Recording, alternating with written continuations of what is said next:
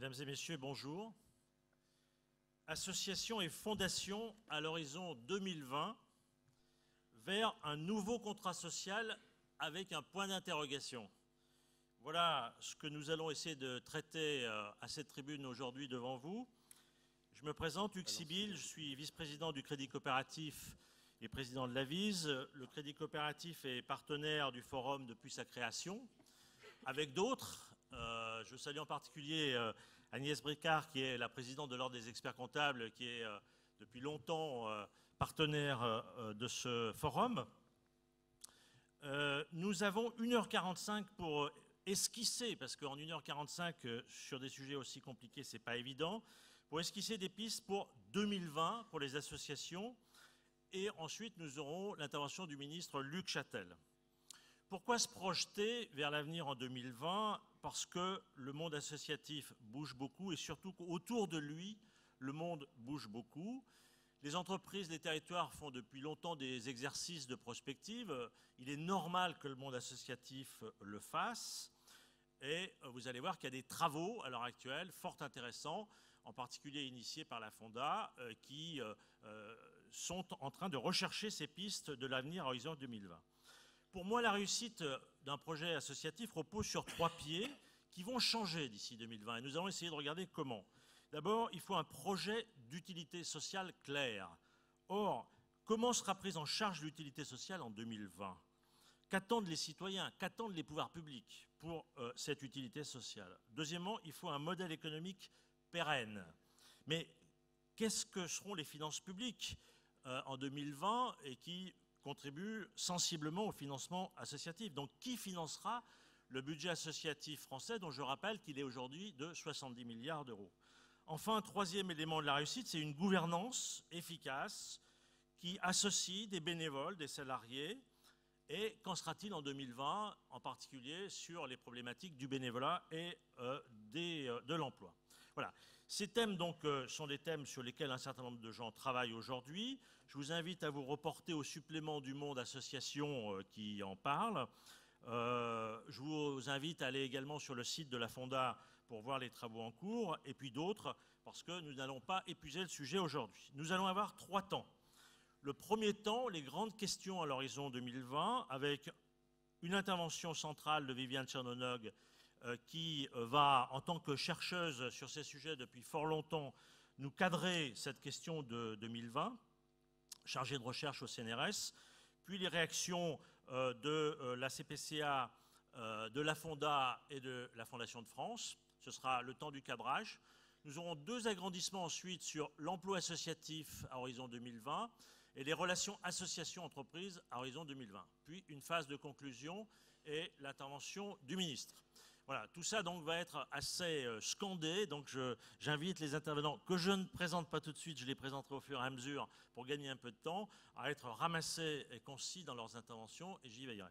Je vais donc sans plus tarder demander à Viviane Tchernonog d'aller au pupitre et en moins de 10 minutes de nous dire, avec les travaux en cours, qu'est-ce qu'elle souhaite faire passer à cette salle sur les enjeux des associations en 2020. C'est plus David qu'il faut que tu demandes.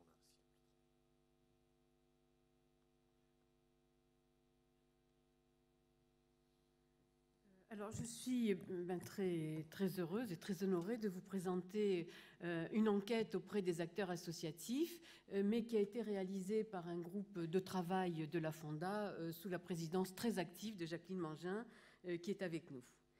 Le secteur associatif a connu dans les dernières années, nous le voyons tous, nous le savons tous, d'importantes modifications et les perspectives apparaissent aujourd'hui très difficiles. Les défis à relever sont nombreux et c'est dans ce contexte que la Fonda a souhaité consulter les acteurs associatifs pour repérer à la fois la vision qu'ils avaient de leurs difficultés actuelles et la vision qu'ils avaient de leur avenir, de l'avenir du monde associatif à un horizon 2020. Alors, acteurs associatifs, qu'est-ce qu'on entend par là? Acteurs, ce sont les personnes qui agissent dans l'association, puisqu'il y a sinon d'autres publics en contact avec les associations. Alors, l'enquête a porté sur un échantillon de 1300 acteurs associatifs, c'est-à-dire composés pour un tiers de dirigeants bénévoles, pour un tiers des salariés d'associations et pour un tiers de bénévoles et militants. L'échantillon constitué est assez solide et présente suffisamment de qualité pour qu'on puisse en tirer un certain nombre d'analyses sérieuses. Alors, d'abord, comment les acteurs associatifs perçoivent-ils l'impact de l'environnement extérieur sur l'évolution des associations à l'échelon 2020 ? Les acteurs ont très bien intégré l'impact de toutes les difficultés économiques et sociales que connaît actuellement le pays, la crise économique, les déficits publics, la persistance du chômage sont relevés par plus de 4/5 des acteurs comme déterminantes pour l'évolution des associations. Par contre, les acteurs ont exprimé un certain scepticisme sur un certain nombre d'évolutions sociétales positives qui pourraient bénéficier au secteur, vraisemblablement parce que ces évolutions prennent un certain temps pour donner une empreinte au secteur et qu'ils sont pris par l'immédiateté de leurs soucis. Une exception tout de même, la volonté croissante d'engagement des citoyens, qui est très bien perçue par tous les acteurs associatifs aux différents niveaux et qui constitue, selon les acteurs, un atout très sérieux pour l'avenir. Alors, pour affronter les défis à venir, les acteurs estiment que le secteur associatif dispose d'atouts qui sont très importants. Leur proximité avec les populations, bien sûr, la spécificité de leur action qui est marquée par la présence de personnes engagées, leur capacité à détecter rapidement les problèmes émergents, à explorer des solutions inventives, à alerter les pouvoirs publics et de manière à faire évoluer les choses. Et ils apprécient aussi la présence de salariés qui sont très motivés par les questions d'intérêt général et d'utilité sociale. Ils apparaissent en revanche plus réservés sur un certain nombre de sujets qui constituent autant de faiblesses du secteur. Alors, les faiblesses dans l'ordre de l'adhésion des acteurs associatifs aux différents items proposés. Première grosse faiblesse du secteur, l'insuffisance des ressources propres qui est considérée comme un handicap majeur par plus de 90% des acteurs qui ont été consultés. Deuxième grande faiblesse, l'emploi salarié, jugé trop précaire, mal reconnu, insuffisamment rémunéré. Ceci par à peu près 4/5 des acteurs qui considèrent que cette situation de l'emploi salarié constitue un frein à la professionnalisation qui est pourtant nécessaire du secteur associatif. Troisième grand type de fragilité, les modalités de la gouvernance qui sont critiquées à plusieurs niveaux. Les acteurs reprochent aux associations de ne pas savoir globalement renouveler leur organisation et leur gouvernance, un pouvoir souvent trop peu partagé au sein de l'association, et une insuffisante représentation de différentes catégories sociales dans les structures dirigeantes, les femmes, les jeunes, les classes populaires, les personnes issues de la diversité. Alors, quelles évolutions vers 2020 quelles associations les acteurs s'attendent-ils à voir en 2020 ? Alors, d'abord, sur les types d'associations. Les petites associations organisées autour de la vie du quartier, les petites militantes, sportives, culturelles, de vie sociale, resteront de l'avis de la grande majorité des acteurs, toujours très nombreuses en 2020. Ils sont moins nombreux, environ 60%, à estimer que les phénomènes de concurrence pourraient, comme on le craint souvent, conduire à une baisse significative du nombre d'associations moyennes pour laisser surtout la place à de grandes associations instrumentalisées ou qui adopteraient des méthodes de collecte de financement éloignées de leur éthique. Sur les types d'associations, les acteurs perçoivent des évolutions. Les 3/4 d'entre eux estiment que les associations se créeront demain davantage pour conduire une action concrète délimitée dans le temps que pour défendre les grandes causes ou les enjeux de société.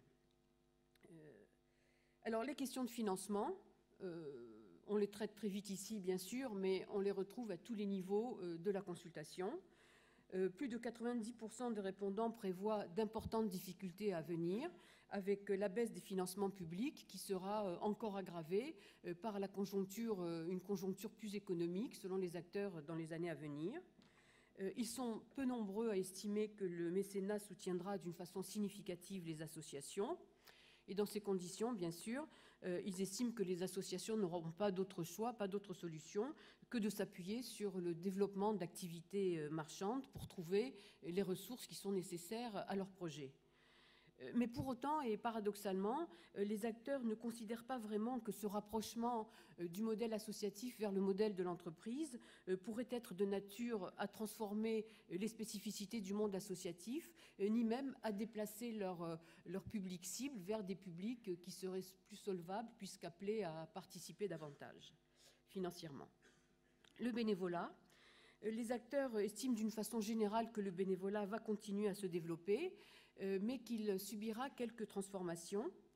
Pour le 3/4 des acteurs, le bénévolat va surtout se développer autour d'activités communes, sport, culture, loisirs, et moins fréquemment autour de la solidarité ou de la défense des grandes causes.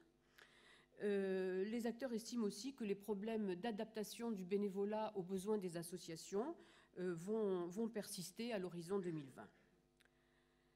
En matière d'emploi salarié, une bonne majorité, à peu près 70%, des acteurs associatifs estiment peu probables ou en tout cas faibles les progrès qui pourraient être réalisés dans le domaine de la qualité des emplois salariés.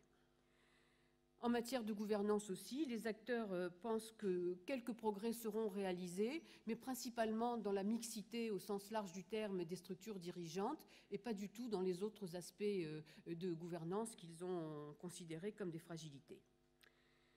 Les relations avec les pouvoirs publics. Le retrait de l'État semble acté par les 3/4 des répondants à l'enquête, qui estiment que l'État aura désormais un rôle tout à fait marginal dans le partenariat avec le monde associatif et que ce partenariat deviendra désormais tout à fait local. Mais surtout, un acteur sur deux, ce qui est moins que les autres ratios, mais tout de même un chiffre important, un acteur sur deux estime que les pouvoirs publics ne considéreront pas en 2020 les associations comme des partenaires à part entière.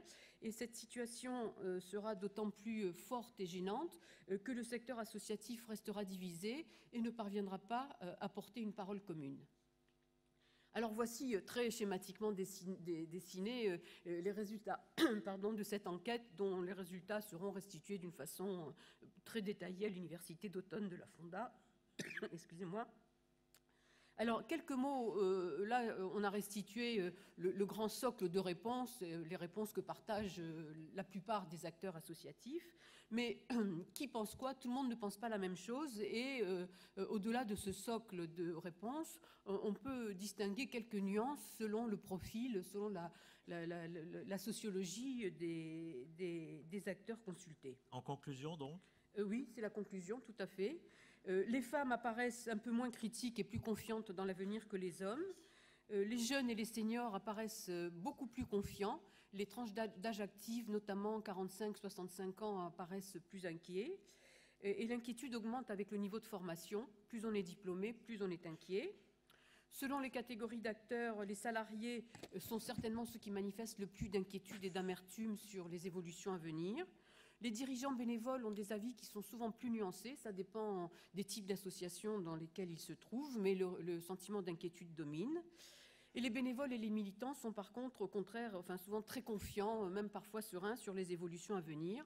Un point très important, c'est que tout de même, l'inquiétude apparaît particulièrement forte dans les associations qui ont recours à l'emploi salarié, qui sont bien sûr dépendantes des financements, et particulièrement les associations du secteur de l'action sociale ont manifesté les plus grandes inquiétudes.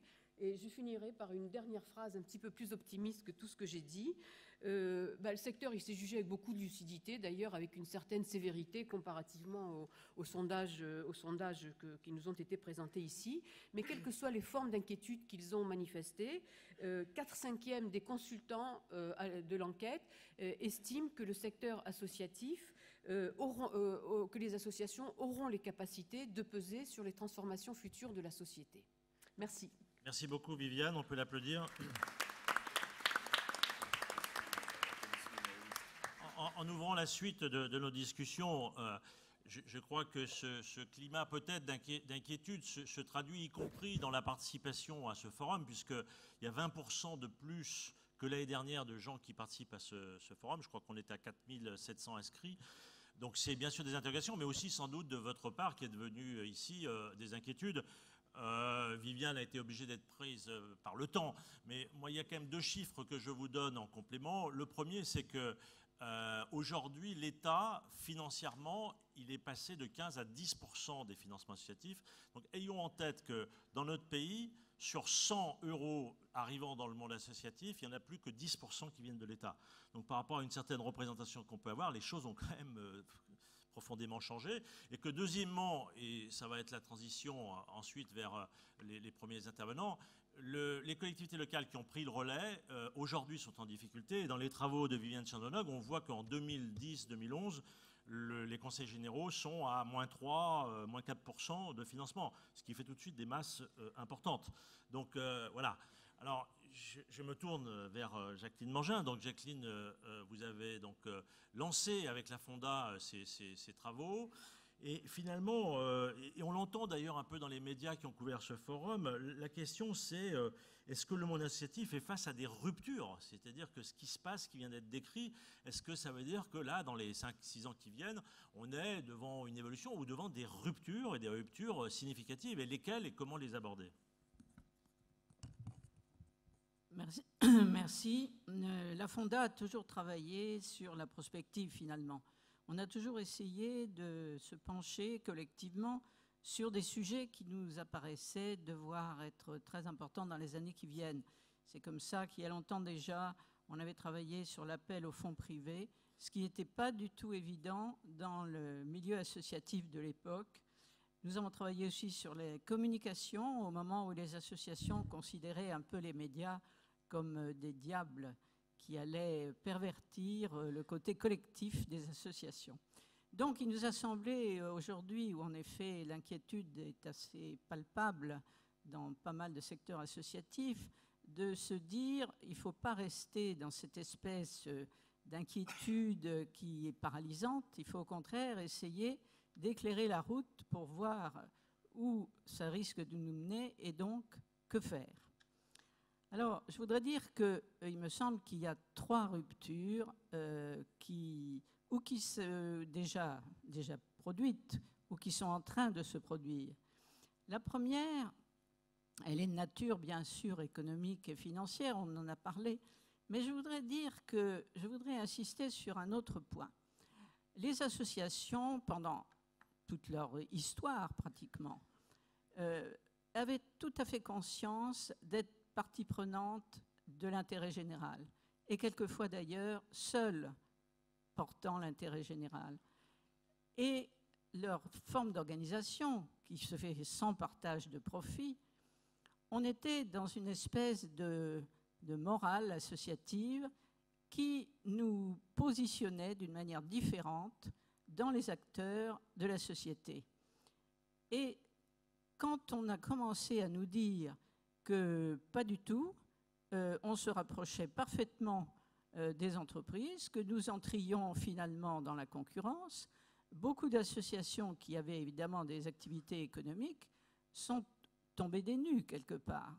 Nous sommes tombés des nues. Comment pouvait-on nous mettre des règles applicables aux entreprises de type capitaliste alors que nous, gratuitement, bénévolement, nous participions d'intérêt général?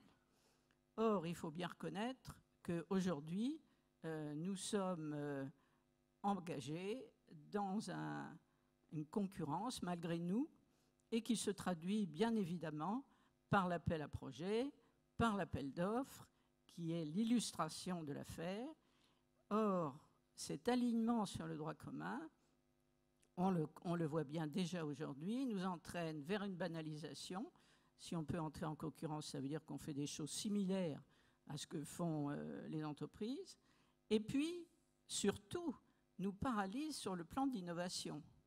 Parce que comment innover quand on doit répondre à des règles préétablies d'appel d'offres, par exemple? Donc ça, c'est la première rupture, c'est l'intérêt général. Voilà. La deuxième rupture, c'est le rapport à l'État. Alors, on en a parlé tout à l'heure, mais je voudrais dire qu'aujourd'hui, c'est plus grave que simplement la baisse de financement. C'est vraiment la rupture d'un véritable partenariat. Pendant des décennies, les associations ont innové, l'État s'est intéressé à ces innovations, il les a financées bien entendu, mais il les a repris à son compte. Et ainsi, il y a eu un développement pendant des décennies, disons, de partenariats, pas seulement financiers, mais politiques finalement, politiques au sens société, du développement de la société, entre les associations et l'État. Et bien maintenant, c'est terminé. L'État ne nous considère plus comme des réparateurs du délitement social, des dégâts causés par d'autres, mais s'est instauré finalement une certaine ignorance, une certaine méfiance même par les pouvoirs publics. Et le troisième défi, qui est tout à fait d'un autre ordre, eh bien, c'est en ce qui concerne les bénévoles et les militants. On parle beaucoup d'individualisme, moi je dirais plutôt personnalisation, mais qui fait que maintenant, les bénévoles et les militants qui viennent dans les associations, ils viennent avec un objectif qui souvent est personnel et qui doit s'insérer dans un collectif. Ils viennent en restreignant leur temps. Ils ont un culte de l'efficacité, par exemple, quand ils nous disent que la réunionnite chez les associations, c'est quand même une perte de temps et ce n'est pas un management suffisant. Ils ont un besoin de reconnaissance de leur action personnelle au sein de l'association. Disons que le collectif est en train de se transformer un peu avec l'arrivée de ces gens plus compétents, plus formés en général, et qui savent parfaitement ce qu'ils veulent et ce qu'ils ne veulent pas. Ce qui pose sur le plan du management une très grande difficulté, car il y a beaucoup de catégories différentes de bénévoles qui ont des attentes différentes et qui, en plus, doivent travailler avec des salariés. Voilà. Donc, Jacqueline, juste une question. Bon, vous connaissez la vie associative française depuis fort longtemps, vous la suivez. Quand vous avez lancé ce travail à la Fonda, donc il y a quand même eu 1300 personnes qui ont répondu, il y a eu des groupes locaux, donc toute une parole. Est-ce qu'au fond, ce qui apparaît aujourd'hui vous surprend? C'est-à-dire, est-ce que cette remontée du terrain, finalement, c'est à peu près celle que vous avez en tête, ou est-ce qu'il y a des choses qui vous ont surprise? Ce qui nous a surpris, justement, c'est d'abord, finalement, malgré tout, un certain optimisme. Ah. Et ça, tout va mal, mais finalement, voilà. Dans mon association, ça ne va pas forcément si mal que ça. Voilà, et puis, collectivement, dans la société aujourd'hui, les associations ont une importance considérable et ça va continuer. Voilà, ça, c'est sûr. Maintenant, ce qui m'a surpris, c'est cette espèce de... Enfin, il y a deux choses qui m'ont surpris. Un certain regard d'une lucidité sans compromission. Par exemple, quand ils nous disent que la gouvernance des associations, ça ne va pas, que le renouvellement, ça ne va pas, je trouve que là, il y a une lucidité intéressante. En tout cas, c'est des points sur lesquels on peut construire. Et donc, il faut peut-être qu'on fasse attention les uns et les autres à ne pas entonner un discours dépressif, trop fort, tout va mal, etc. Alors, je me tourne vers Béatrice Delpech. Donc, Béatrice, vous êtes déléguée générale de la CPCA. Donc, la CPCA, c'est l'organisation représentative des associations au niveau national, conférence permanente des coordinations associatives. D'abord, une petite remarque, même question à Jacqueline Angin. Quand vous avez commencé à voir les résultats de ce travail de la Fonda, est-ce que vous êtes surpris en tant qu'organisation du monde associatif ? Nous, on n'est pas surpris parce que ça correspond quand même à nos préoccupations quotidiennes depuis longtemps. Et on est, comme vient de le dire Jacqueline, assez satisfait de constater qu'il y a une capacité d'analyse et d'autocritique qui est quand même bonne et développée et qui me paraît être un atout très important pour envisager la suite.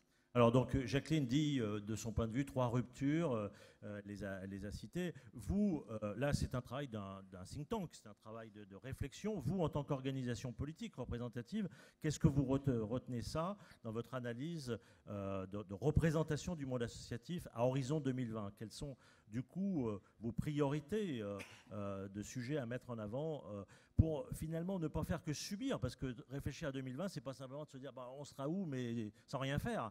Il faut peut-être faire des choses. Et donc, vous les voyez comment, ces choses qu'il faut faire? Alors, c'est tout l'intérêt d'avoir le travail d'un laboratoire d'idées qui, par définition, peut prendre un peu plus de hauteur et de recul et une temporalité plus confortable pour examiner les problématiques que ce que nous, on peut faire quotidiennement comme organisation politique. Donc, ce qui est particulièrement intéressant, c'est d'avoir un travail d'un laboratoire d'idées qui vient nourrir et soutenir complètement nos champs d'intervention habituels. Donc c'est rassurant, ça veut dire qu'on n'est pas trop en décalage par rapport à ce qui se passe sur le terrain. Le mouvement associatif organisé travaille sur la promotion du fait associatif pour tout ce que ça a de commun sur les différentes associations, qu'elles soient petites ou grosses, employeurs ou pas employeurs, qu'elles soient du secteur sanitaire et social, éducation populaire, le sport, enfin toute la diversité de leur existence. Et on s'aperçoit que les trois grands sujets qui rencontrent toute cette diversité d'associations, c'est bien effectivement la question de l'engagement des bénévoles, qui est notre identité commune et partagée. Par le fait même d'être des associations, nous mobilisons des bénévoles autour de nos projets collectifs. Une deuxième question autour du financement de nos activités et une troisième question autour du dialogue civil que l'on peut nouer avec la puissance publique. C'est-à-dire précisément les trois points de rupture que vient d'évoquer Jacqueline rencontrent ces trois grands champs d'intervention. Donc peut-être pour reprendre par rapport à ces points de rupture, sur la question du financement des associations, la question qui remonte des réponses à l'enquête de la Fonda, c'est bien effectivement comment est-ce qu'on maintient notre capacité d'initiative, et par notre capacité d'initiative, comment est-ce qu'on préserve notre capacité à inventer des solutions innovantes aux besoins qui émergent sur les territoires si on est submergé par le recours systématique à l'appel d'offres. Mais par exemple, la notion de diversification des ressources, ce mot diversification des ressources ne vous fait pas peur? Non, ça ne nous fait pas peur depuis longtemps. Maintenant, il y a quand même quelque chose qu'il faut quand même garder en tête, c'est qu'il faut maintenir un niveau de financement public des associations parce que dans ce pays, l'État est garant de l'intérêt général et les associations contribuent à le mettre en œuvre. Mais du coup, il est important qu'il y ait un soutien public aux activités associatives dans la mise en œuvre et le respect de cet intérêt général. Alors après, une fois qu'on a dit ça, eh bien, il faut de toute manière pas rester à trépigner sur cette ligne-là. C'est important, c'est un plaidoyer politique, c'est le projet de société qu'on se donne. Il faut du financement public pour les activités associatives, surtout quand elles relèvent de l'intérêt général. Pour autant, évidemment qu'il faut chercher à diversifier les ressources. Alors quand on parle de diversifier les ressources, si on regarde les ressources privées, elles ne sont pas d'ordre très... Il n'y a pas une potentialité d'expansion qui est énorme. Il y a tout ce qui relève de nos cotisations, de nos adhésions, c'est propre à chacun d'entre nous. Tout ce qui relève éventuellement des prestations qu'on vend, et c'est ce que disait très bien Viviane tout à l'heure, le problème de mettre la pression sur les prestations, c'est que petit à petit, on s'adresse à un public solvable et on oublie un public non solvable. Je rappelle d'ailleurs pour la salle, donc 70 milliards de budget, 50 à peu près venant du public, 50 du privé. Aujourd'hui, 1% de financement public en moins, c'est 350 millions. Et 350 millions à aller chercher du côté du mécénat ou des ressources privées, c'est un effort énorme. C'est énorme. Donc il faut bien que tout le monde réfléchisse en disant diversifier, oui, penser qu'il y a une substitution d'un coup. Là, ce serait périlleux. C'est-à-dire qu'aujourd'hui, juste les ressources du mécénat, c'est moins de 5% du budget global des associations. Donc certes, il y a des marges de progrès, mais ne nous leurrons pas, ça ne va pas compenser cette contraction des financements publics à laquelle nous assistons. C'est ça. Un mot sur l'aspect partenariat avec l'État, parce que Jacqueline Mangin a dit, bon, bien sûr, il y a l'argent, mais il n'y a pas que ça, finalement. La rupture ou l'inquiétude, c'est d'avoir le sentiment de ne pas être sur du partenariat. Et ça, c'est important, je pense, pour la CPCA. Donc, quelle est votre position là-dessus? C'est très important. En 2001, on a réussi une action symbolique très forte en faisant signer une charte des engagements réciproques entre l'État et les associations, qui est un cadre conceptuel à ce à quoi peut ressembler un dialogue civil entre la puissance publique et les associations, et donc justement à un cadre pour qu'est-ce que c'est qu'une relation partenariale entre l'État et les associations. Et force est de constater que depuis 2001, je pense qu'on est en nette régression, oui, et que maintenant il va falloir se remettre autour de la table et voir comment est-ce qu'on peut redonner vie à cette charte des engagements réciproques pour reconstruire un partenariat et ne pas être simplement des prestataires ou... Alors, pour m'assurer que tout le monde suit bien à la tribune, je me tourne vers Olivier Vickers. Comme ça va Olivier, il a été pendant longtemps à la direction de l'emploi du ministère, donc un interlocuteur, du moins un interlocuteur ô combien important. Donc, ce qui vient d'être dit sur cette inquiétude, finalement, un peu, l'État se désengage, l'État est moins partenaire, un mot de réaction avec l'expérience qui est la vôtre? Un petit mot, oui. Effectivement, ça fait 20 ans, dans le cadre des politiques de l'emploi et des politiques sociales, je travaille avec les associations. Donc j'ai commencé sur l'accueil des demandeurs d'asile, j'ai continué dans le médico-social, les emplois jeunes. On y a créé, avec vous, Hugues, les DLA et les CNAR, preuve qu'on prenait au sérieux le sujet associatif. Après, j'ai continué avec l'insertion par l'activité économique, les missions locales. Donc du point de vue, effectivement, d'un technicien de l'État, moi je ne vais pas faire de politique. Finalement, pour l'État, c'est quoi, quand on est en charge d'une politique publique, c'est quoi les choix que nous avons? Alors, il y a le premier choix que je vais exclure, c'est ne rien faire. Je vais considérer que c'est un choix que l'État ne fait jamais, parce que ça serait faire de la politique. Donc ensuite, soit on dit, on fait nous-mêmes, formidable, recrutons des fonctionnaires. Puisqu'on se projette dans 2020, je crois que là aussi, sans faire de politique, je pense ça que ne paraît pas aller dans cette direction. Hein, voilà, il me semble. Y compris, je pense que ce qui s'est négocié cette nuit ne nous donne pas ce cap-là. Hein. Voilà, tu as peut-être des informations que je n'ai pas, mais probablement, on va dire que faire soi-même pour l'État, c'est pas devenu très tendance, c'est pas simplement parce que RGPP, pas gentil, inspection, méchant. Non, simplement, effectivement, poids de l'emploi public. Tu évoquais les 10 euros que donne l'État. Sur les 10 euros que donne l'État, il y en a 3 ou 4 d'empruntés depuis 30 ans. Hein. Quand l'État donne 10, il en emprunte 3 ou 4 sur les marchés financiers selon les années. Donc faire soi-même, on voit que c'est pas bien. Alors ce qui reste effectivement, c'est où le marché public, l'appel d'offres. Moi j'en ai fait, l'accompagnement des jeunes des quartiers dans le cadre du plan présidentiel. C'était un marché avec des opérateurs privés de placement. On a eu une association, une mission locale qui a répondu et qu'on a d'ailleurs retenu. Donc on fait appel à un prestataire. Alors l'intérêt du prestataire, c'est qu'en gros vous le bougez un peu comme vous voulez. Hein. Le contrat c'est le marché. Vous lui dites d'aller au nord, il va au nord. Vous lui dites d'aller au sud. Et en gros, c'est pas quelqu'un qui va contester ce que vous lui demandez. Alors, on voit bien que je commence à faire le portrait en creux, en positif et en négatif des associations. Après, vous pouvez faire appel à des associations, soit qu'elles soient déjà là, ce qui arrive. Hein, vous prenez la suite d'une politique publique portée par des associations, ou au contraire, vous essayez de répondre à cette innovation dont vous parliez. Alors, d'un point de vue purement technique, l'avantage d'une association, finalement, et après je m'arrête, je vois que tu es impatiente, c'est qu'effectivement, en principe, l'association, si elle est innovante, comme le rappelait la Fonda, si elle a un projet associatif fort avec une plus-value, elle va être capable de co-construire la politique publique, techniquement ou politiquement, et donc d'apporter une plus-value. Voilà, donc moi je trouve que d'un point de vue purement technique, ce choix il est fondamental. Donc si les associations, mais j'apporte de l'eau à un moulin qui n'est pas tout à fait neuf, se laissent cantonner dans des rôles de gestionnaire, je sais que ça n'est pas simple de ne pas se laisser cantonner dans un rôle de gestionnaire, leur plus-value par rapport à un prestataire se réduit. Donc il faut rester dans le projet, il faut rester dans l'innovation, la proposition, et je confirme l'orientation de cette table ronde, c'est ça qui intéresse dans le contrat en fait. Alors on reviendra sur ce sujet-là avec un exemple concret, c'est le monde associatif dans le secteur des services à la personne. Je reviens vers Béatrice. J'ai quand même été entendu tout à l'heure dans les propos de Viviane Chernonog qu'elle disait que finalement, elle a écrit cette phrase qui est ce qu'a exprimé finalement le monde associatif, et ceci d'autant plus que le secteur restera divisé et ne parviendra pas à porter une parole commune. Puis ce problème de regroupement finalement, c'est-à-dire de se faire entendre. Donc comment vous voyez un peu ça, parce que c'est un enjeu si vous voulez porter une parole, défendre un certain nombre d'objectifs avec l'État, avec les collectivités locales, avec d'autres, comment vous voyez évoluer cette capacité d'une parole associative un petit peu globale, un petit peu nationale? C'est vrai que la tendance est plutôt à la mise en concurrence, notamment sur l'accès au financement. Je pense qu'aux acteurs associatifs incombe la responsabilité de ne pas se laisser enfermer dans cette mise en concurrence et donc de faire l'effort de se regrouper, de se fédérer, de se coordonner pour porter un message collectif dès lors qu'un certain nombre d'intérêts sont partagés par tous.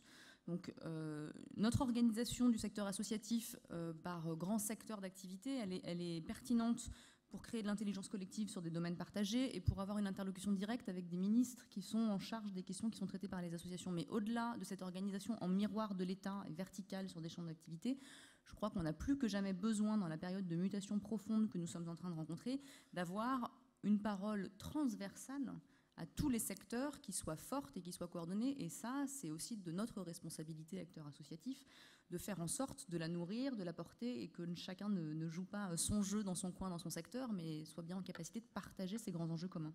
D'accord. Alors donc, vous voyez, monde associatif, 3 ruptures, finalement un certain optimisme quand même, des enjeux de partenariat. Donc on a souhaité que dans ce tour de table à Horizon 2020, le monde des fondations apparaisse, puisque finalement, ce n'est pas du tout 2 univers séparés. Les fondations financent en partie les associations. Il s'est créé dans la dernière période des fonds de dotation On voit d'ailleurs qu'en termes de courbe d'évolution, il y a une courbe plutôt croissante dans le monde des fondations et des fonds de dotation. Et donc il nous a paru intéressant d'avoir en contrepoint de cette évolution des associations, qu'en est-il des fondations? Au passage, je signale pour ceux qui s'intéressent que Ernst & Young, qui est aussi partenaire de ce forum, sort un panorama 2011 des fondations d'entreprise et des fonds de dotation, et que la Fondation de France, donc représentée par son directeur général Francis Charon, produit des travaux remarquables et réguliers, donc ça permet de suivre des évolutions des fondations. Alors, quid des fondations et fonds de dotation à horizon 2020? Écoutez, bonjour. La Fondation a trouvé une nouvelle jeunesse après les lois fiscales de 2003 et les lois de présentation des fondations qui rentrent dans le domaine de l'intérêt général. L'évolution a été de 1100 fondations en 2001, aujourd'hui à 2200 fondations et fonds de dotation. Donc vous voyez une croissance très importante. Avec notamment les fonds de dotation dans ce chiffre. Avec la grosse masse des créations, c'est les fonds de dotation. Avec les fonds de dotation qui sont une nouvelle catégorie, encore mal cernée parce qu'elle date d'il y a 2 ans. Il y en a 5, en tout cas ça répond à un besoin puisqu'il y en a presque 600 qui se sont créés et ça continue. Toutes n'ont pas des fonds. Mais les deux dispositifs, c'est contrairement aux associations, c'est des affectations de patrimoine. Donc c'est des gens qui viennent, qui apportent de l'argent pour faire quelque chose. Ce n'est pas un regroupement de personnes, c'est ce qui tranche. Bon, alors maintenant, les fondations dans cet univers est assez important. Alors, on pose les associations en 2020, je vais être un peu provocatif, les associations en 2012 et 2013. La question du financement est cruciale, c'est-à-dire que l'État recule sur un certain nombre de points. Il y a une chose sur laquelle il faut se battre et sur laquelle il ne faut pas qu'il recule, c'est la défiscalisation qui est actuellement une des meilleures du monde. Donc il ne faut pas demander plus, mais il faut surtout demander qu'on n'ait pas moins. C'est absolument fondamental parce que le passage de certaines choses de l'État aux fondations peut se faire. Alors, les fondations... Disons que là-dessus, France Générosité, auquel la Fondation de France adhère et d'autres, le Secours catholique est à cette table, joue un rôle de veille pour que effectivement la fiscalité reste favorable oui, à ce point de vue-là. C'est un travail de chacun, ce n'est pas une niche fiscale, il faut le montrer, etc. Ça va être une bataille, il faudra la faire. Mais les fondations, c'est quand même 450, mettons 500 millions de distributions annuelles. Parce que vous avez les fondations opérateurs, celles-là, elles font tourner des établissements, puis des fondations de distribution. 500 millions, c'est pas beaucoup. Je vous rappelle, le budget associatif français global, c'est 70 milliards. Donc mettez en regard voilà. 500 millions et 70 milliards. Alors, plusieurs choses. Premièrement, les fondations, on n'est pas des banquiers. Les banquiers s'en réjouissent d'entendre... On n'est pas des banquiers, c'est-à-dire c'est pas un guichet, on se sert comme ça. C'est des organisations qui ont un projet social, qui participent de l'intérêt général et donc qui ont des politiques sociales.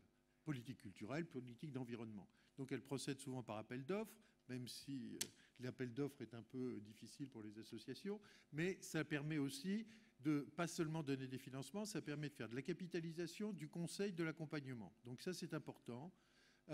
C'est important pour les petites associations qui n'ont pas souvent des moyens techniques. Donc ça ne sera pas un relais de l'État, ça sera un complément tourné plutôt vers l'innovation. Ça peut aider les associations qui ont le label. Nous, on distribue 8000 prix et bourses subventions par an pour à peu près 120 millions d'euros. Donc, ça fait quand même des sommes pour des petites associations.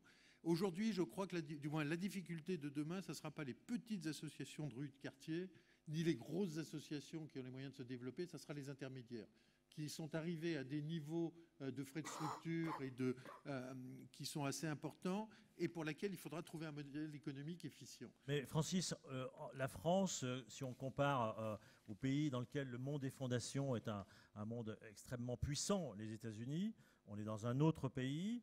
Et dans ce pays, moi je le lis assez souvent, il y a au fond une espèce de crainte de la philanthropie. Il y a une crainte que les fondations, finalement, disent ce qu'est l'intérêt général et que ça ne leur incombe pas, et prennent finalement la place, d'une certaine manière, de la puissance publique, notamment quand on regarde des grandes fondations qui ont des moyens financiers. Alors, on cite toujours, bien sûr, la Fondation Gates ou d'autres. Quelle est un petit peu ta réponse là-dessus? C'est-à-dire, est-ce que la société française, à horizon 2020, va trouver une place, une articulation entre associations et fondations peut-être plus fluide que ça n'a été dans le passé? Alors, je pense que d'abord, Bill Gates, c'est 30 milliards de dollars, donc on ne parle pas de ces échelles en France. Le monde des fondations est plus petit pour des raisons historiques, pour des questions qu'on n'a pas de gens qui peuvent donner ça. Donc L'Oréal, j'ai cru comprendre qu'il y avait... Non, mais ils donnent de l'argent, beaucoup, mais c'est pas assez montants, 50 millions, 100 millions, mais c'est pas des montants en milliards. Donc, la fondation n'est pas un acteur puissant. Il répond à des normes de gouvernance qui sont un peu différentes des associations, mais qui ont une gouvernance, qui ne dépendent pas d'une ou deux personnes comme ça. Ce que je voulais dire, c'est que le rapprochement entre le contact entre les associations et les fondations est tout à fait permanent. C'est-à-dire que dans les ruptures qu'il y a eu, je crois qu'il faut regarder qu'est-ce qu'on attend dans l'ensemble, hein, et qui permet au monde de se rapprocher. Je crois qu'il faut, pour des associations, mais aussi les fonds de dotation notamment, une professionnalisation dans la gouvernance, dans l'administration. Il faut des regroupements possibles et des mutualisations de façon à essayer d'avoir un impact et des coûts moins grands. Il faut valoriser le rôle des associations sur le terrain et montrer à des potentiels financeurs le travail qui est fait. C'est un peu fatigant, mais je crois qu'aujourd'hui, on n'a pas le choix. Et je crois qu'il faut varier les financements. Et donc, varier les financements, c'est accepter de discuter avec des gens différents et donc monter des partenariats. Alors, bien sûr, il y a l'État, il y a les entreprises, il y a les fondations, il y a un certain nombre de partenaires comme ça. Ça devient un monde plus compliqué. On n'est plus dans un monde univoque où il y avait un seul guichet. Il y a plusieurs guichets. Donc, les fondations sont là aussi pour accompagner les associations et donc leur donner la possibilité de se développer. Et nous, en tant qu'acteurs sociaux, quand on fait des colloques, des réunions, les comités d'experts, c'est des gens qui sont des bénévoles, qui sont des gens qui viennent souvent de la vie associative ou des sociologues. Donc il y a un échange permanent. Je crois que l'apprentissage se fait progressivement. Il y a eu des très grosses évolutions. On a beaucoup travaillé au Centre français des fondations et à la Fondation de France, de travailler sur la gouvernance des fondations, sur les relations, la façon de mettre en route les projets. D'ailleurs, dans les travaux qui ont été faits par l'Institut français des administrateurs, c'était à la fois les associations et les fondations. La réflexion portait sur la gouvernance des deux types de structures. Alors, moi, j'étais dans ce groupe, en effet, mais je pense qu'il faut faire attention parce qu'on a utilisé l'Institut des administrateurs qui est pour les entreprises. On ne peut pas l'utiliser pour les associations et fondations. On peut utiliser un certain nombre de choses, mais nous ne serons jamais des entreprises. Nous ne voulons pas être des entreprises. Donc, ce n'est pas le modèle absolu. Et là-dessus, je suis extrêmement déterminé à me battre sur les gens qui veulent organiser une gouvernance homogène et qui serait la même pour tout le monde. Il y a des problèmes communs, il y a des solutions qui peuvent être différentes. Voilà, qui tue le projet associatif. D'accord. C'est l'efflorescence, l'association. Donc, elle a des avantages, des défauts, mais elle produit de l'innovation. Merci Francis. Avant qu'on vienne donc sur une focale sur la thématique de l'emploi, un mot de réaction, Béatrice. Vous, de la CPCA, ces relations avec le monde des fondations et des fonds de dotation, vous le sentez devenir plus simple, plus partenaire? Par exemple, au Conseil national de la vie associative, qui maintenant va être la haute autorité le haut conseil de la vie associative. Est-ce que c'est un endroit où on peut travailler entre le monde des associations et le monde des... Il y a des lieux où on travaille ensemble entre les associations et les fondations? Celui-là en est un, oui. C'est son objet. Donc l'un de ses objets, en tout cas. Pour faire en sorte que ces deux mondes travaillent plus ensemble pour préparer 2020 et après, il y a des endroits où on travaille ensemble. Oui, je pense. D'accord. Oui. Ah oui, on s'est beaucoup battu pour ça, hein, c'est-à-dire de mettre des fondations dans les lieux où il y avait les associations. Le Conseil national de la vie active, maintenant HCBA, ensuite le Conseil économique et social, partout, quoi. C'est-à-dire il y a des choses qui sont communes, il y a des choses qui sont différentes, mais il faut valoriser les choses en commun. Alors, on boucle là cet élément de cadrage et on va essayer donc de faire un zoom sur deux sujets. On a 30 minutes devant nous. D'abord, l'emploi associatif.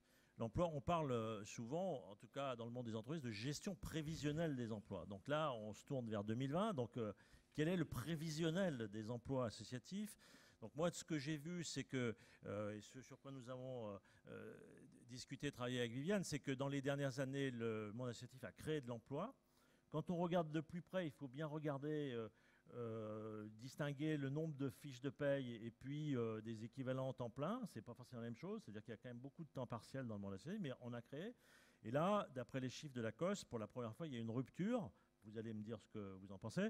Une rupture, et donc le monde associatif se met à supprimer de l'emploi, ce qui est une première par rapport à ce qui était là.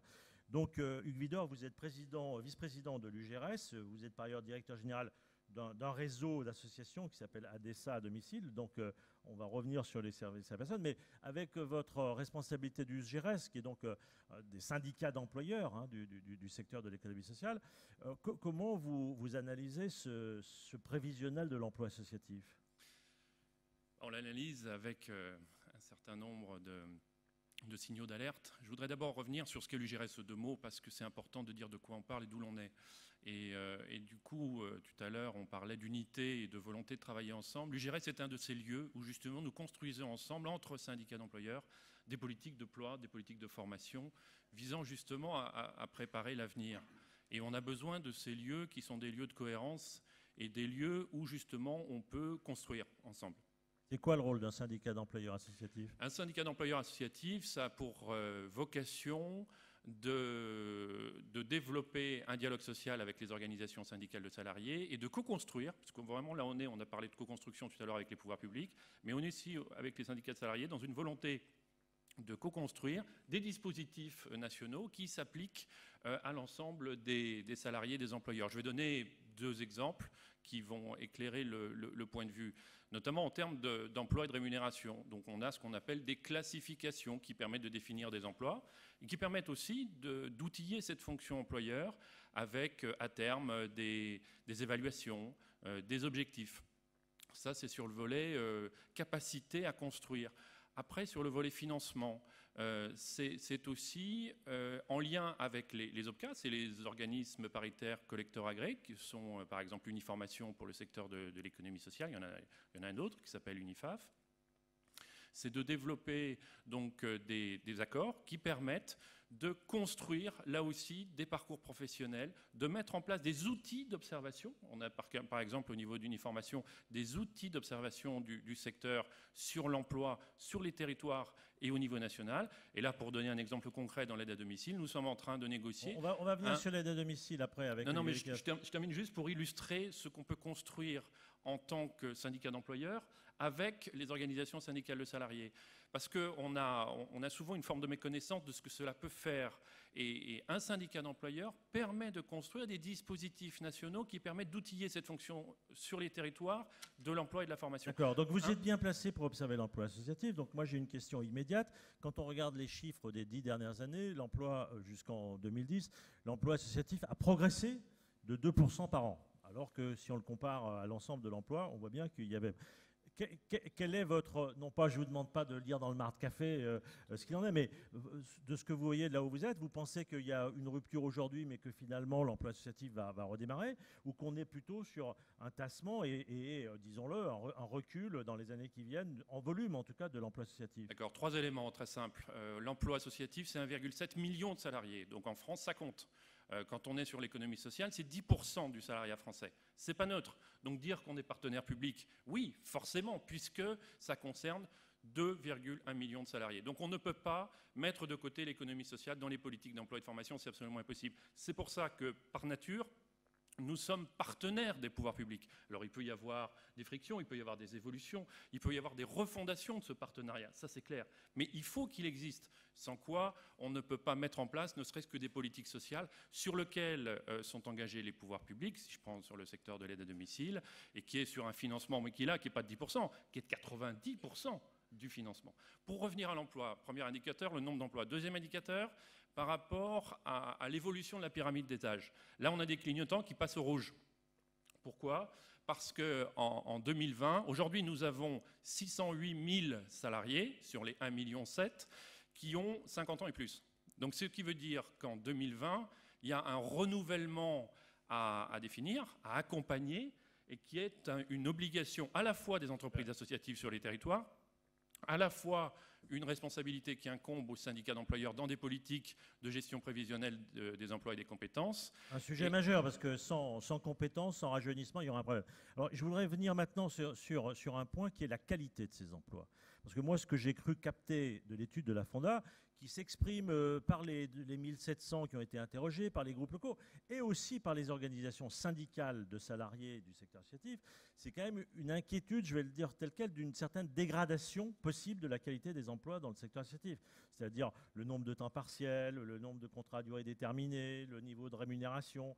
Donc ça semble une inquiétude du secteur exprimée par le secteur lui-même. Donc comment vous observez ça et comment vous le voyez évoluer à horizon 2020 ? On l'observe avec une grande inquiétude.